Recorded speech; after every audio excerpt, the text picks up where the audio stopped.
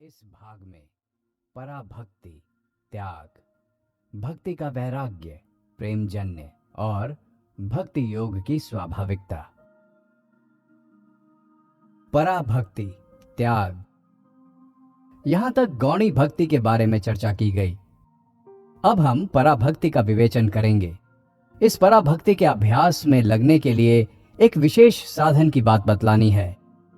सब प्रकार की साधनाओं का उद्देश्य है आत्मशुद्धि। नाम जप, कर्मकांड, प्रतीक, प्रतिमा आदि केवल आत्मशुद्धि के लिए हैं। पर शुद्धि की इन सब साधनाओं में त्याग ही सबसे श्रेष्ठ है। इसके बिना कोई भी पराभक्ति के क्षेत्र में प्रवेश नहीं कर सकता। त्याग की बात सुनते ही बहुत से लोग डर जाते हैं, पर इसके बिना किसी प्रकार की आध्यात्मिक उन्नति संभव नहीं। सभी प्रकार के योग में ये त्याग आवश्यक है। ये त्याग ही सारी आध्यात्मिकता का प्रथम सोपान है, उसका सार है। यही वास्तविक धर्म है। जब मानवात्मा संसार की समस्त वस्तुओं को दूर फेंक गंभीर तत्वों के अनुसंधान में लग जाती है, जब वो समझ लेती है कि मैं देह रूप जड़ में बद्ध होकर स्वयं जड़ हुई जा रही हूं और क्रमशः विनाश की ओर ही बढ़ रही हूं, और ऐसा समझकर जब वो जड़ पदार्थ से अपना मुंह मोड़ लेती है, तभी त्याग आरंभ होता है। तभी वास्तविक आध्यात्मिकता की नींव पड़ती है। कर्मयोगी सारे कर्म फलों का त्याग करता है। वो जो कुछ कर्म करता है उसके फल में वो आसक्त नहीं होता। वो ऐहिक तथा पारलौकिक किसी प्रकार के फल उपभोग की परवाह नहीं करता। राजयोगी जानता है कि सारी प्रकृति का लक्ष्य आत्मा को भिन्न भिन्न प्रकार के सुख दुखात्मक अनुभव प्राप्त कराना है, जिसके फलस्वरूप आत्मा ये जान ले कि वो प्रकृति से नित्य पृथक और स्वतंत्र है। मानवता को भी ये भली भांति जान लेना होगा कि वो नित्य आत्म स्वरूप है और भूतों के साथ उसका संयोग केवल सामयिक है, क्षणिक है।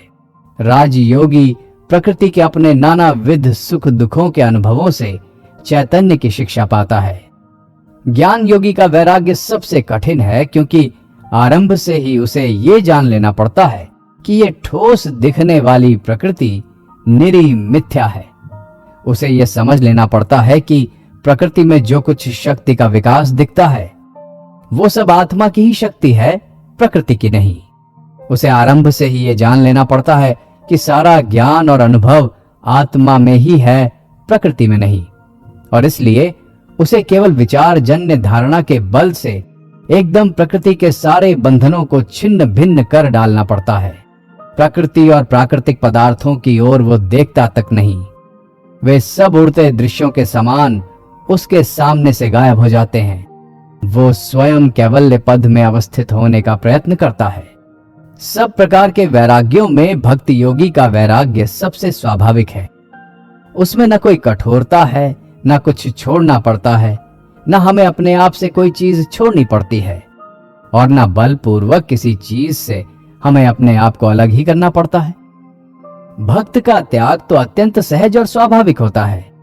इस प्रकार का त्याग बहुत कुछ विकृत रूप में हम प्रतिदिन अपने चारों ओर देखते हैं। उदाहरण के लिए, एक मनुष्य एक स्त्री से प्रेम करता है। कुछ समय बाद वो दूसरी स्त्री से प्रेम करने लगता है और पहली स्त्री को छोड़ देता है। वो पहली स्त्री धीरे धीरे उसके मन से पूर्णतः चली जाती है और उस मनुष्य को उसकी याद तक नहीं आती। उस स्त्री का अभाव तक उसे महसूस नहीं होता। एक स्त्री भी एक मनुष्य से प्रेम करती है। कुछ समय बाद वो दूसरे मनुष्य से प्रेम करने लगती है और पहला आदमी उसके मन से सहज ही उतर जाता है। किसी व्यक्ति को अपने शहर से प्यार होता है, फिर वो अपने देश को प्यार करने लगता है और तब उसका अपने उस छोटे से शहर के प्रति उत्कट प्रेम धीरे धीरे स्वाभाविक रूप से चला जाता है। फिर जब वही मनुष्य सारे संसार को प्यार करने लगता है, तब उसका स्वदेशानुराग, अपने देश के प्रति प्रबल और उन्मत्त प्रेम धीरे धीरे चला जाता है। इससे उसे कोई कष्ट नहीं होता। ये भाव दूर करने के लिए उसे किसी प्रकार की जोर जबरदस्ती नहीं करनी पड़ती। एक अशिक्षित मनुष्य इंद्रिय सुखों से उन्मत्त रहता है। जैसे जैसे वो शिक्षित होता जाता है, वैसे वैसे ज्ञान चर्चा में उसे अधिक सुख मिलने लगता है और उसके विषय भोग भी धीरे धीरे कम होते जाते हैं। एक कुत्ता अथवा भेड़िया जितनी रुचि से अपना भोजन करता है, उतना आनंद किसी मनुष्य को अपने भोजन में नहीं आता। परंतु जो आनंद मनुष्य को बुद्धि और बौद्धिक कार्यों से प्राप्त होता है, उसका अनुभव एक कुत्ता कभी नहीं कर सकता। पहले पहल इंद्रियों से सुख होता है, परंतु ज्यों-ज्यों प्राणी उच्चतर अवस्थाओं को प्राप्त होता जाता है, त्यों-त्यों इंद्रिय जन्य सुखों में उसकी आसक्ति कम होती जाती है। मानव समाज में भी देखा जाता है कि मनुष्य की प्रवृत्ति जितनी पशुवत होती है, वो उतनी ही तीव्रता से इंद्रियों में सुख का अनुभव करता है। पर वो जितना ही शिक्षित और उच्च अवस्था को प्राप्त होता जाता है, उतना ही उसे बुद्धि संबंधी तथा इसी प्रकार की अन्य सूक्ष्मतर बातों में आनंद मिलने लगता है। इसी तरह जब मनुष्य बुद्धि और मनोवृत्ति के भी अतीत हो जाता है और आध्यात्मिकता तथा ईश्वरानुभूति के क्षेत्र में विचरता है, तो उसे वहां ऐसा अपूर्व आनंद प्राप्त होता है कि उसकी तुलना में सारा इंद्रिय जन्य सुख, यहां तक कि बुद्धि से मिलने वाला सुख भी बिल्कुल तुच्छ प्रतीत होता है। जब चंद्रमा चारों ओर अपनी शुभ्रोज्वल किरणें बिखेरता है, तो तारे धुंधले पड़ जाते हैं, परंतु सूर्य के प्रकट होने से चंद्रमा स्वयं ही निष्प्रभ हो जाता है। भक्ति के लिए जिस वैराग्य की आवश्यकता होती है, उसे प्राप्त करने के लिए किसी का नाश करने की आवश्यकता नहीं होती। वो वैराग्य तो स्वभावतः ही आ जाता है। जैसे बढ़ते हुए तेज प्रकाश के सामने मंद प्रकाश धीरे धीरे स्वयं ही धुंधला होता जाता है और अंत में बिल्कुल विलीन हो जाता है, उसी प्रकार इंद्रिय जन्य तथा बुद्धिजन्य सुख ईश्वर प्रेम के समक्ष अपने आप ही धीरे धीरे धुंधले होकर अंत में निष्प्रभ हो जाते हैं। यही ईश्वर प्रेम क्रमशः बढ़ते हुए एक ऐसा रूप धारण कर लेता है जिसे पराभक्ति कहते हैं। तब तो इस प्रेमिक पुरुष के लिए अनुष्ठान की और आवश्यकता नहीं रह जाती, शास्त्रों का कोई प्रयोजन नहीं रह जाता। प्रतिमा, मंदिर, गिरजे, विभिन्न धर्म संप्रदाय, देश, राष्ट्र, ये सब छोटे छोटे सीमित भाव और बंधन अपने आप ही चले जाते हैं। तब संसार में ऐसी कोई भी वस्तु नहीं बच रहती जो उसको बांध सके, जो उसकी स्वाधीनता को नष्ट कर सके। जिस प्रकार किसी चुंबक की चट्टान के पास एक जहाज के आ जाने से उस जहाज की सारी कीलें तथा लोहे की छड़ें खींच कर निकल आती हैं और जहाज के तख्ते आदि खुलकर पानी में तैरने लगते हैं, उसी प्रकार प्रभु की कृपा से आत्मा के सारे बंधन दूर हो जाते हैं और वो मुक्त हो जाती है। अतएव भक्ति लाभ के उपाय स्वरूप इस वैराग्य साधन में न तो किसी प्रकार की कठोरता है, न शुष्कता और न किसी प्रकार की जबरदस्ती ही। भक्त को अपने किसी भी भाव का दमन नहीं करना पड़ता, उल्टा वो तो सब भावों को प्रबल करके भगवान की ओर लगा देता है।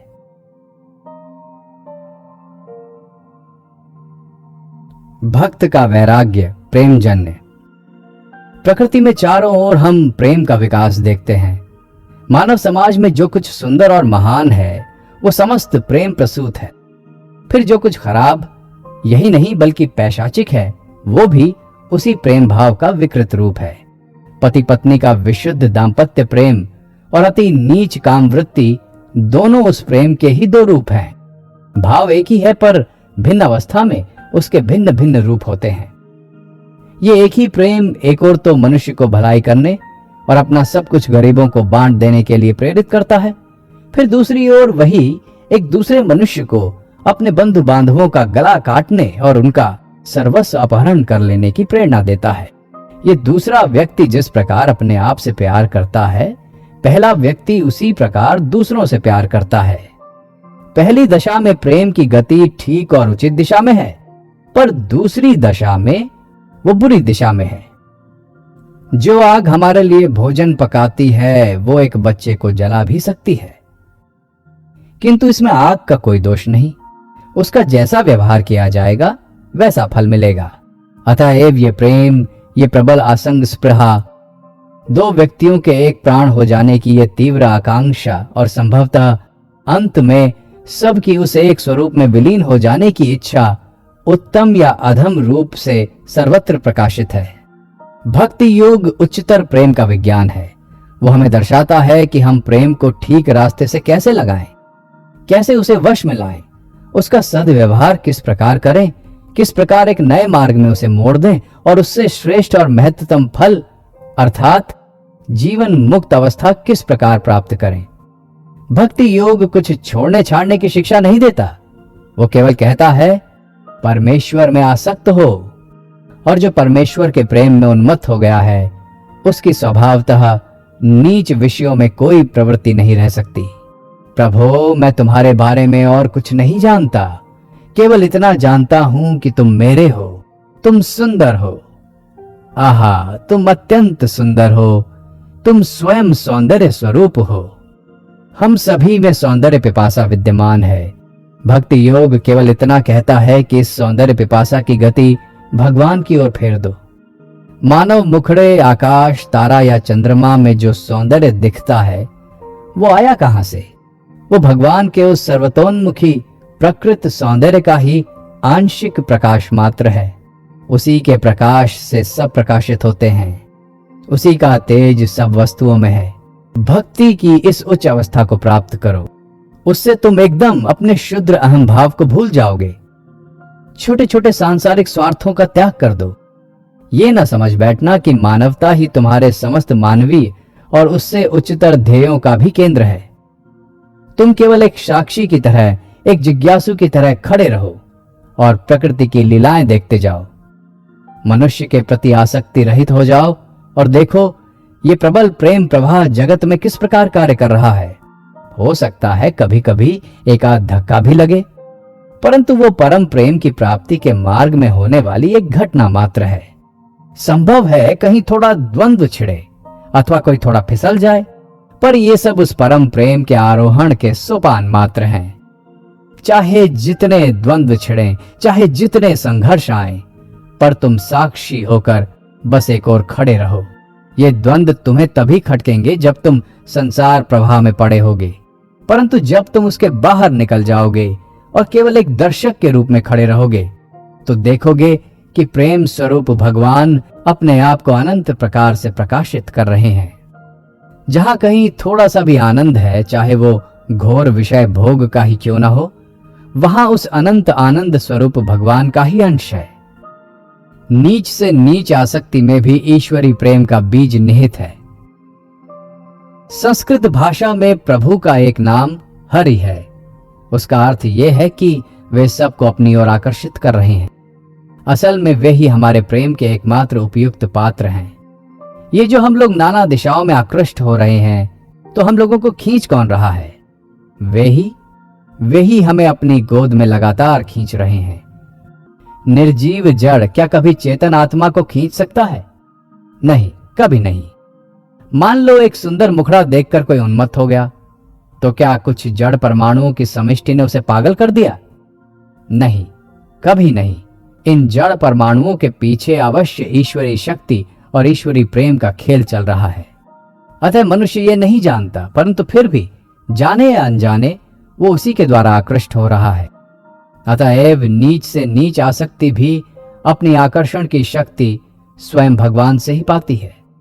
हे प्रिय, कोई स्त्री अपने पति को पति के लिए प्यार नहीं करती, पति के अंतरस्थ आत्मा के लिए ही पत्नी उसे प्यार करती है।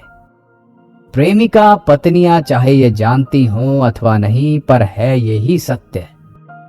हे प्रिय, पत्नी के लिए पत्नी को कोई प्यार नहीं करता, किंतु पत्नी के अंतरस्थ आत्मा के लिए ही पति उसे प्यार करता है। इसी प्रकार संसार में जब कोई अपने बच्चे अथवा अन्य किसी से प्रेम करता है तो वो वास्तव में उसके अंतरस्थ आत्मा के लिए ही उससे प्रेम करता है। भगवान मानो एक बड़े चुंबक हैं और हम सब लोहे की रेत के समान हैं। हम लोग उनके द्वारा सतत खींचे जा रहे हैं। हम सभी उन्हें प्राप्त करने का प्रयत्न कर रहे हैं। संसार में हम जो नाना विध प्रयत्न करते हैं वे सब केवल स्वार्थ के लिए ही नहीं हो सकते। अज्ञानी लोग जानते नहीं कि उनके जीवन का उद्देश्य क्या है। वास्तव में वे लगातार परमात्मा स्वरूप उस बड़े चुंबक की ओर ही अग्रसर हो रहे हैं। हमारे इस अविराम कठोर जीवन संग्राम का लक्ष्य है अंत में उनके निकट पहुंचकर उनके साथ एकीभूत हो जाना। भक्ति योगी इस जीवन संग्राम का अर्थ भली भांति जानता है। वो ऐसे संग्रामों की एक लंबी परंपरा में से पार हो चुका है और वो जानता है कि उनका लक्ष्य क्या है। उनसे होने वाले द्वंद्वों से छुटकारा पाने की उसकी तीव्र आकांक्षा रहती है। वो संघर्षों से दूर ही रहना चाहता है और सीधे समस्त आकर्षणों के मूल कारण स्वरूप हरि के निकट चला जाना चाहता है। यही भक्त का त्याग है। भगवान के प्रति इस प्रबल आकर्षण से उसके अन्य सब आकर्षण नष्ट हो जाते हैं। उसके हृदय में इस प्रबल अनंत ईश्वर प्रेम के प्रवेश कर जाने से फिर वहां अन्य किसी प्रेम की तिल मात्र भी गुंजाइश नहीं रह जाती। और रहे भी कैसे।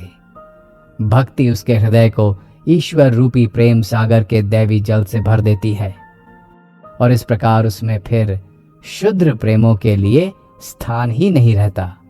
तात्पर्य यह है कि भक्त का वैराग्य अर्थात भगवान को छोड़ समस्त विषयों में अनासक्ति भगवान के प्रति परम अनुराग से उत्पन्न होती है। पराभक्ति की प्राप्ति के लिए यही सर्वोच्च साधन है, यही आदर्श तैयारी है। जब वो वैराग्य आता है तो पराभक्ति के राज्य का प्रवेश द्वार खुल जाता है, जिससे आत्मा पराभक्ति के गंभीरतम प्रदेशों में पहुंच सके। तभी हम ये समझने लगते हैं कि पराभक्ति क्या है, और जिसने पराभक्ति के राज्य में प्रवेश किया है उसी को तो ये कहने का अधिकार है कि प्रतिमा पूजन अथवा बाह्य अनुष्ठान आदि अब और अधिक आवश्यक नहीं है। उसी ने प्रेम की उस पर अवस्था की प्राप्ति कर ली है जिसे हम साधारणतः विश्व बंधुत्व कहते हैं। दूसरे लोग तो विश्व बंधुत्व की कोरी बातें ही करते हैं, उसमें फिर भेदभाव नहीं रह जाता। यह अथाह प्रेम सिंधु में निमग्न हो जाता है, तब उसे मनुष्य में मनुष्य नहीं दिखता, वरन सर्वत्र उसे अपना प्रियतम ही दिखाई देता है। प्रत्येक मुख में उसे हरि ही दिखाई देते हैं। सूर्य अथवा चंद्र का प्रकाश उन्हीं की अभिव्यक्ति है। जहां कहीं सौंदर्य और महानता दिखाई देती है, उसकी दृष्टि में वो सब भगवान की ही है। ऐसे भक्त आज भी संसार में विद्यमान हैं। संसार उनसे कभी रिक्त नहीं होता। ऐसे भक्तों को यदि सांप भी काट ले तो वे कहते हैं, मेरे प्रियतम का एक दूत आया था। ऐसे ही पुरुषों को विश्व बंधुत्व की बातें करने का अधिकार है। उनके हृदय में क्रोध, घृणा अथवा ईर्ष्या कभी प्रवेश नहीं कर पाते। सारा बाह्य इंद्रिय ग्राह्य जगत उनके लिए सदा के लिए लुप्त हो जाता है। वे तो अपने प्रेम के बल से अतीन्द्रिय सत्य को सारे समय देखते रहते हैं, तो फिर उनमें क्रोध भला आए कैसे? भक्ति योग की स्वाभाविकता और उसका रहस्य। अर्जुन भगवान श्री कृष्ण से पूछते हैं, हे प्रभु, जो सतत युक्त हो तुम्हें भजता है और जो अव्यक्त निर्गुण का उपासक है, इन दोनों में कौन श्रेष्ठ है? श्री भगवान कहते हैं, हे अर्जुन, मुझ में मन को एकाग्र करके जो नित्य युक्त हो, परम श्रद्धा के साथ मेरी उपासना करता है, वही मेरा श्रेष्ठ उपासक है, वही श्रेष्ठ योगी है। और जो इंद्रिय समुदाय को पूर्ण वश में करके मन बुद्धि से परे सर्वव्यापी अव्यक्त और सदा एक रस रहने वाले नित्य अचल निराकार अविनाशी सच्चिदानंदन ब्रह्म की निरंतर एक ही भाव से ध्यान करते हुए उपासना करते हैं, वे समस्त भूतों के हित में रत हुए और सब में समान भाव रखने वाले योगी भी मुझे ही प्राप्त होते हैं।